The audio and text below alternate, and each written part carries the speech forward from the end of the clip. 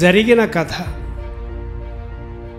ఒకానొక ప్రాచీన గ్రంథం ఆధారంగా నవీన్, అశోక్లు అనే స్నేహితులు స్వర్ణలోకంలోని శమంతకమణిని సాధించగలిగిన ఆ గ్రంథం మాత్రం దక్కించుకోలేకపోతారు. చండ ప్రచండ అనే అబ్రకదబ్రావాసులు వారి స్నేహితుడు నిషగ్నికి చిక్కకుండా ఆ గ్రంథాన్ని అపహరించి యావత్ విశ్వం తన కైవసం చేసుకునేందుకు తోడేళ్ల దండును, యుద్ధంలో విజేతలుగా నిలిచేందుకు ఒక ఉక్కు నౌకను సృష్టించుకుంటారు.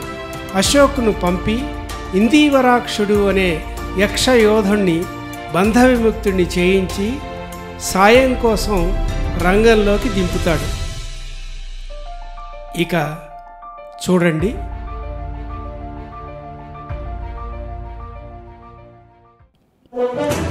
బంధవిముక్తుడైన ఇందీవరాక్షుడు భారీ భయంకర కాయం నుంచి సాధారణ యక్షయోధుడిగా మారి అశోకుకు కృతజ్ఞతలు తెలియజేస్తాడు. అశోక్ ఎప్పుడు కోరితే అప్పుడు, ఎక్కడంటే అక్కడ ప్రత్యక్షమై ఏది చేయమంటే ఆ సహాయం చేస్తానని హామీ ఇస్తాడు. చండా ప్రచండల తోడేళ్ల దండుకు ప్రతిగా మాండూక సైన్యం తయారు చేయాలని, అప్పుడే విజయం వారిని వరిస్తుందని కూడా వివరిస్తాడు. యుద్ధతంత్రం చిట్కాలు కొన్ని చెప్పిన ఇందీవరాక్షుడు మాయమైపోయిన తర్వాత అశోక్ నిషగ్ని స్థావరానికి వస్తాడు. ఆత్రంగా ఎదురుచూస్తున్న నవీన్ నిషగ్నులకు తన కృషిని వివరిస్తాడు. యుద్ధానికి తరలి వస్తున్న ఉక్కు నౌకను మాయాదర్పణంలో అశోక్, నవీన్, నిషగ్నులు చూస్తారు. నిషగ్ని యుద్ధ వ్యూహాన్ని అశోక్, నవీన్లకు వివరిస్తాడు. ఇద్దరిని నందనవన ఎడారిలో ఉన్న బృహస్పతి దేవళానికి ముందుగా వెళ్ళాలని అశోక్ చెబుతాడు.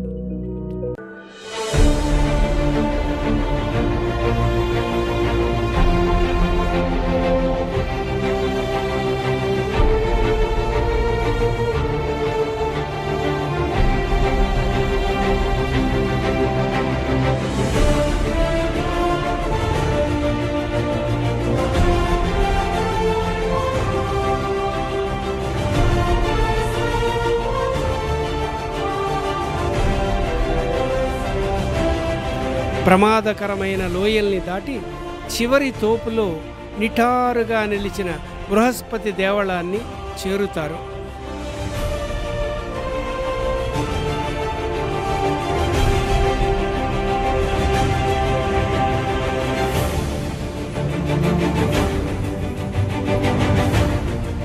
భూలోకవాసులకి ప్రవేశార్హత లేని ఆ దేవళం మొదట్లోనే నవీన్ను ఉండిపోమ్మని నిషగ్ని మాత్రమే శిఖరానికి చేరుకుంటాడు. బృహస్పతిని స్తుతించి మెప్పించి తన గురువు ఆదేశించిన గ్రంథ పరిరక్షణకు తగిన శక్తిని ఇవ్వవలసిందిగా, తనను దీవించవలసిందిగా కోరుతాడు. నిషగ్ని గురుభక్తిని మెచ్చుకొని మాండూక సైన్యం సృష్టించే శక్తిని నిషగ్నికి ప్రసాదిస్తాడు.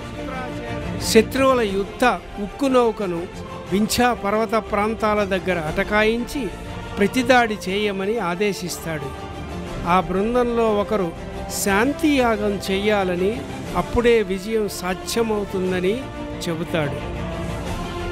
బృహస్పతి చెప్పిన వ్యూహం అర్థం చేసుకున్న నిషగ్ని శ్వేతాంబరధారి అవుతాడు.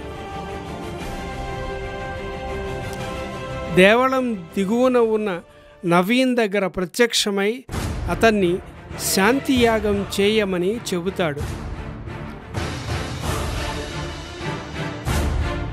శాంతియాగ కర్తకు అవసరమైన ఆహార్యాన్ని నవీన్ సమకూర్చుకుంటాడు.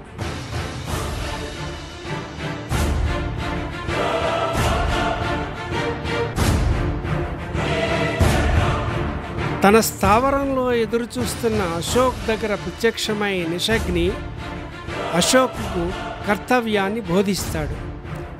ఇద్దరూ మాయమై వింధ్యగిరికి చేరుతారు.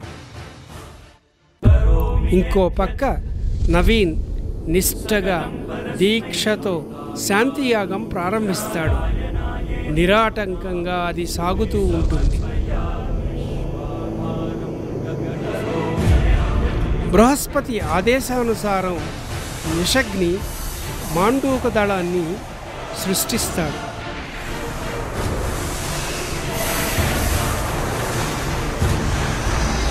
చండా ప్రచండలతో తరలి వస్తున్న యుద్ధ ఉక్కు నౌక వారికి కనిపిస్తుంది.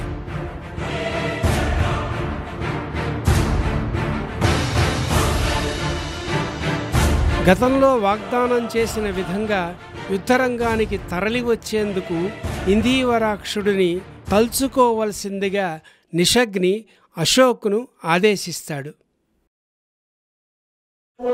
అశోక్ ఇందీవరాక్షుణ్ణి యుద్ధరంగానికి ఆహ్వానిస్తాడు. ఇందీవరాక్షుడు ప్రత్యక్షమవుతాడు.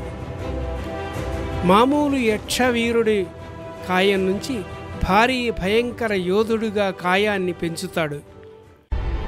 శ్వేతాంబరధారి అయిన నిషగ్ని శ్వేత ధూమాస్త్రం ప్రయోగిస్తాడు.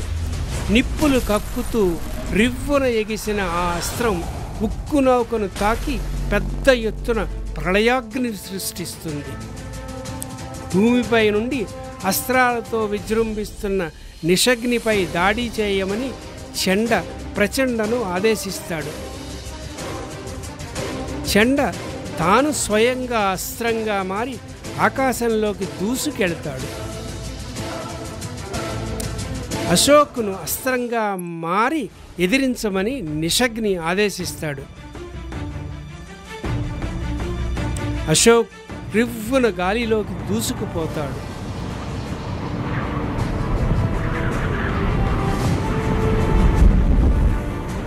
నిషగ్ని దాడి ధాటికి ఉక్కు నౌక కిందకు దిగుతుంది.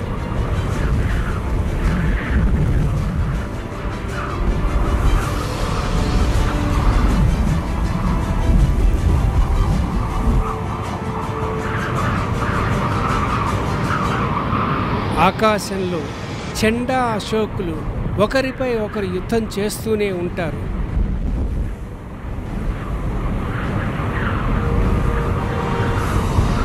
ఎత్తుకు పై ఎత్తు, దాడికి ప్రతిదాడి, దెబ్బకు దెబ్బ, హోరాహోరీగా యుద్ధం సాగుతుంది.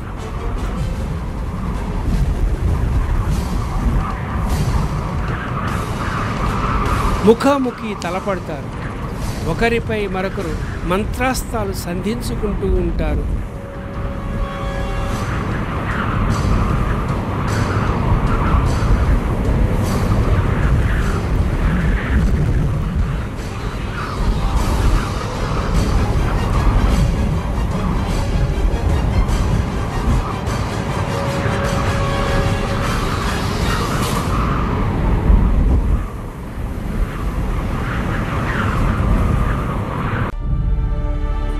ఆ యుద్ధాన్ని గమనించిన నిషగ్ని ఇదే తరుణంగా మాండూక దళాన్ని సృష్టించి పోరాటానికి ఉపక్రమిస్తాడు.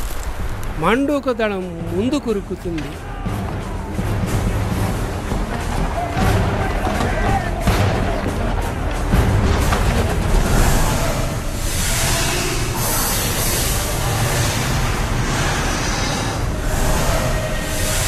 తోడేలు దండు కదులుతుంది. మాండూక దళం తోడేలు దండు తలపడతాయి. భీకర యుద్ధం భయోత్పాతాన్ని సృష్టిస్తుంది.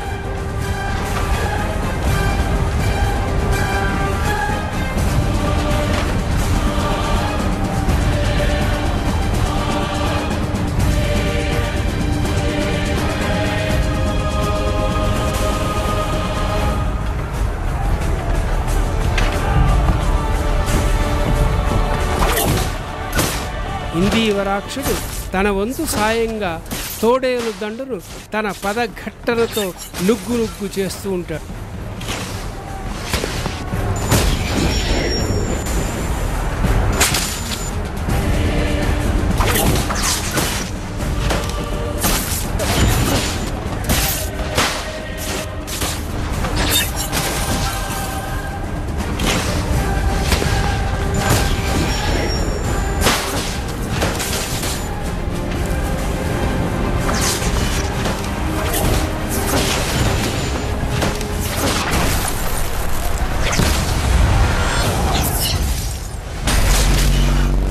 మేఘాల మాటున ఆకాశంలో మాయమైన చెండ కోసం అశోక్ వెతుకుతూ ఉంటాడు. ఇంతలో అకస్మాత్తుగా చెండ అశోక్ గొంతుకు అదిమి పట్టి అశోక్ను పైకి తీసుకువెళ్ళి నిస్సహాయుని చేసి అడ్డంగా వేలాడదీసి నిట్ట నిలువుగా వదిలేస్తాడు.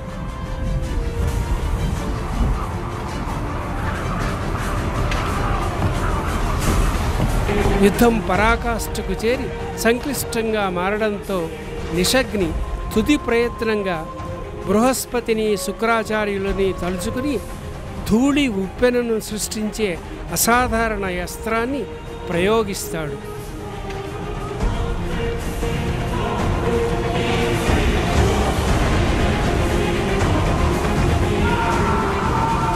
అంతే, భూమిపై ప్రచండ, ఆకాశంలో చెండ సమూలంగా కృషించి క్షీణించి ధూళిగా పంచభూతాలలో కలిసిపోతాడు.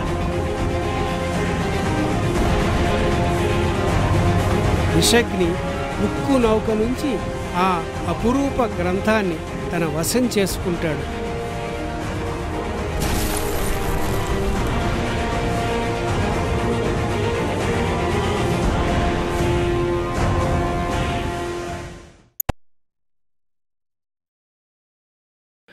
నవీన్ యజ్ఞం చేస్తున్న పర్వత పంక్తుల దగ్గర ప్రత్యక్షమవుతాడు.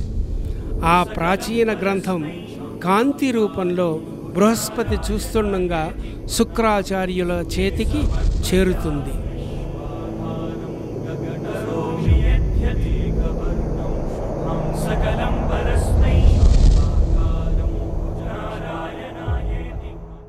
అకస్మాత్తుగా మాయ కమ్మినట్టు అశోక్, నవీన్ మళ్ళీ లైబ్రరీలో ప్రత్యక్షమవుతారు. నవీన్ల కొత్త పథకం ఏమిటి? వచ్చే ఎపిసోడ్లో చూడండి.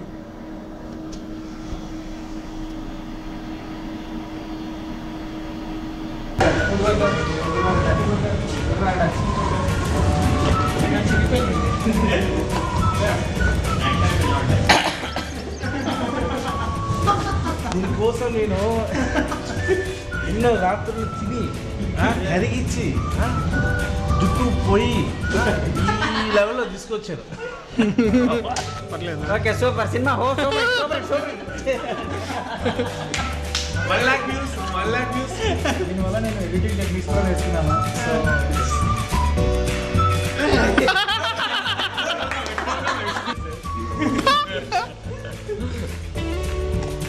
Maybe a sequel. Wait.